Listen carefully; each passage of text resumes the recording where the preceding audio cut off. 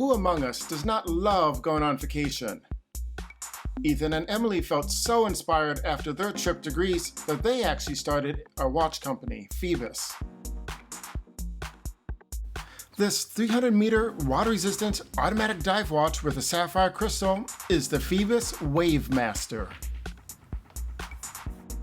At the time of this video, you can find this watch at Amazon for $299 US.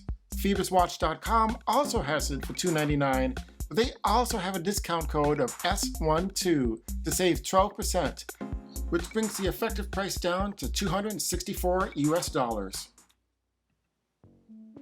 Now let's face it, new watch companies have an uphill battle, trying to get noticed, stand out, be respected, and put together a quality product that not only competes with other micro brands, but also against the big name boys like Citizen and Seiko.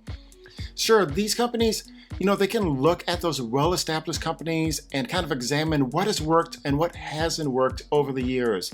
But any way you slice it, it is still an uphill battle. Now, there's a lot to like about this watch, and there are some things that could be improved upon. As part of my everyday review process with a micro brand, I did reach out to this company with questions. And after a few weeks, quite honestly, I still have not heard back from them. Now, is that a lack of customer service? Or since my watch technically did not have any problems, it didn't need to be fixed, should I not expect a reply? Personally, I thought I should have gotten some sort of reply, but I'll let you be the judge on that one. Hey guys, as always, if you like these videos, please do me a favor and consider subscribing. It would really help out the channel. Now let's get on with the review. For our case construction here, we have 316L stainless steel with a diameter coming in at 42 millimeters, not including the crown. On the side, we have a lug-to-lug distance of a very nice 48.5 millimeters and an overall thickness of 14.8 millimeters. Yeah, that is a little on the thick side. Now with a diameter of 42 millimeters, it does sound like a big watch, but that short lug-to-lug distance makes it easily wearable on my 7-inch wrist. And with those nice downturns on the lugs, I had no problem wearing this on a daily basis. There is a brushed finish on top of the case as on the sides, and it is very nicely done and uniform throughout. The brushing feels refined. Where the top and the sides of the case meet, we have a chamfered edge which has a high polished fin to it, adding a bit of distinction and flair and just the right amount for a dive watch, in my opinion. The edges here are nice and smooth to the touch. The edge of the bottom of the case could be slightly smoother, but it's not out of the ordinary, and chances are you would never give it a second thought. In between the lugs, the strap meets up seamlessly to the case thanks to the curved ends of the rubber strap. Moving on to the back of the watch, we have a screw-down case back helping this watch achieve its 300 meters water resistance.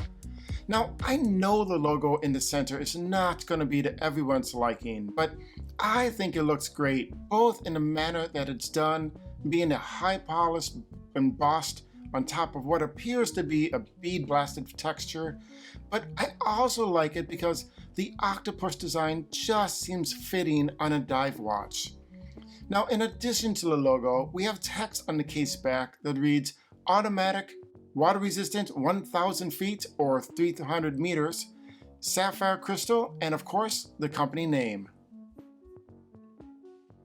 And inside that case, we have the NH35A automatic movement, which has 24 joules, beats at 21,600 beats an hour, has a 41-hour power reserve, it does hack, and it does hand wind.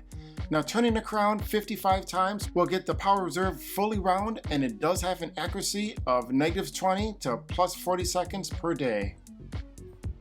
We have a signed crown at the 3 o'clock position with a knurling pattern on it, and it is approximately 7 millimeters in width and 4.5 millimeters in depth. Now there are no crown guards here. The design of this watch comes across as being kept intentionally clean and simple. And personally, I think that is why they chose not to include crown guards. Now in my everyday use, I had no issues threading the crown on or off, or winding the movement. Now this is a screw down crown, so you do need to unscrew it before you can hand wind it. Pulling it out to the first position and rotating it sets the date. Pulling out to the second position hacks the second hand and sets the time. Moving on to the face of the watch, starting on the outside, we have a unidirectional 120 click stainless steel bezel with a black ceramic insert and Arabic numbers at the 15-minute marks. At the starting position, we have a downward pointing triangle, which along with the Arabic numbers and hash marks are all loomed.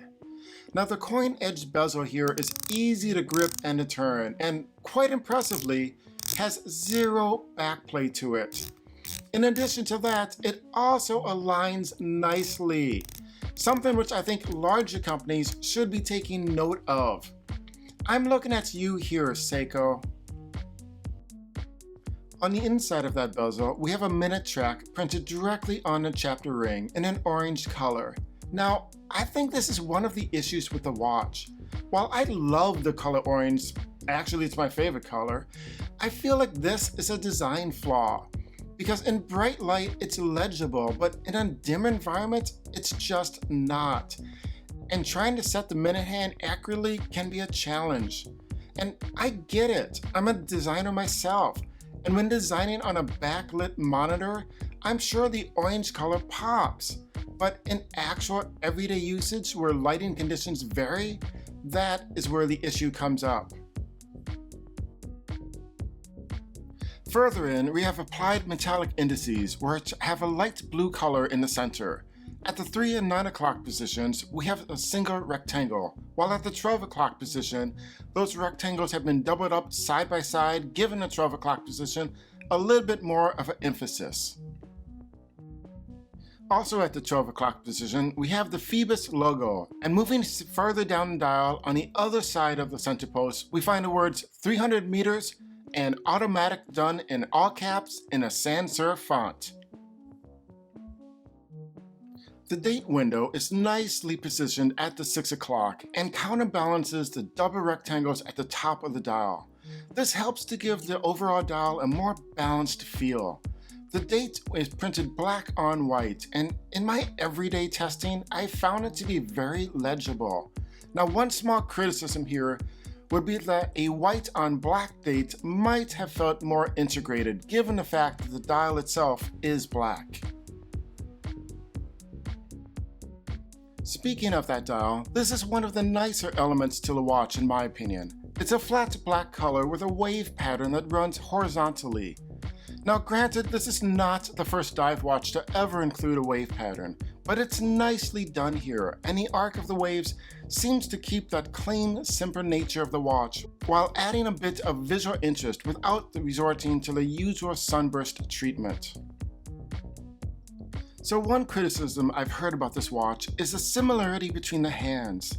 The hour hand is slightly shorter and wider than a minute hand, but they are both similar in shape and size, and it does make telling the time more of an effort at night. This, of course, is a trade-off for keeping the dial clean and modern feeling. The minute hand here is nicely sized, and it does meet up with the edge of the minute track. The orange colored second hand is the exact same length as the minute hand, and it incorporates a lollipop as the counterbalance. The orange on the second hand is much brighter and easier to see than the minute track. Everyone who I spoke with who owns this watch seems to agree that the Lume here is crazy good. Phoibos uses the Super Luminova and BGW9 on the hands, indices, and bezel. Now for anyone who doesn't know, my everyday Lume test consists of wearing the watch, getting an average day's amount of light exposed to it, setting it alongside my bedside table, and then seeing if I can read the time at 4 in the morning. Again, this watch did pass my test. This watch does come with a sapphire crystal with anti-reflective coating. Now that said, I still felt like there's a fair amount of glare in this watch during my everyday use. And that brings us to the part of the video where we talk about the strap. So Go ahead, grab a drink, settle in, because I got a couple things to say here. Let's start with the basics. The strap is 22 millimeters wide at the lugs and tapers down to 20 millimeters wide at the buckle. Now that buckle is signed and has a brushed finish to it. My first reaction to the strap was, ooh, this feels nice and soft. Now, if you've watched my videos before, you know that I prefer a rubber or nader strap to a metal bracelet, mainly because if it's a little tight, it will loosen up. This watch, now it's a little loose when I wear it on one adjustment hole and slightly tight when I wear it on the next. So naturally, I would wear it a little tight and just let it loosen itself up. But the underside has these ridges, making it extremely uncomfortable if it's tight at all.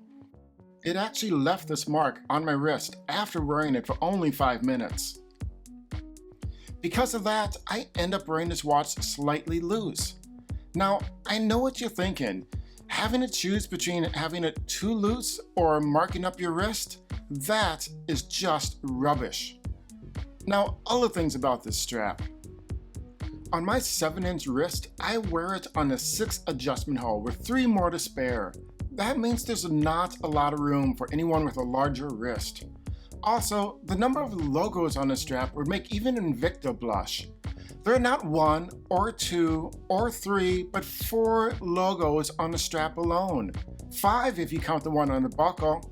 Now, if you're curious, that means that this watch has 8 logos on it. Wait a minute, 8. 8, I hope I'm not right. An octopus has 8 arms, and there's 8 logos on this watch. Please let that not be a design choice. Lastly, I'm just not a fan of the curved end straps. It means that the watch, when taken off, cannot be laid down flat. It needs to be put either in the case or laid on its side, which may end up scratching it sooner. Now, this watch used to come with a metal bracelet, and I've actually heard numerous people complain that it just made the watch too heavy. And interesting enough, that metal bracelet is currently not an option listed for this watch on the Phoibos website. So let's go over the specs for this watch. You got a sapphire crystal, the automatic NH35 movement, a diameter of 42 millimeters, thickness of 14.8 millimeters, lug width 22 millimeters, a lug-to-lug distance of 48.5, and finally a water resistance of 300 meters. And let's wrap up by going over the pros and cons. For pros, aesthetics. It is a simple, restrained design. You get a sapphire crystal, it's very legible, it has a good fit and finish, you have 300 meters of water resistance, the Lume is, as people say, crazy good, you have the NH35 movement, which does hack and hand wind, and the bezel has good action and no back play. For cons, the strap. There's just too many reasons to list why I don't like that strap. And finally, the thickness. At 14.8 millimeters, it is a little chunky. So my final thoughts here. Phoibos has only been in business for 2016, and sure, there are a couple things here that need to be refined. But for a $300 watch, which you can actually pick up for $264, from a company that's existed for less than 10 years, this is really impressive. Okay everyone, that's it. Until the next time, remember, buy whatever it is that you love. This is your watch collection after all. I'll see you in the next video.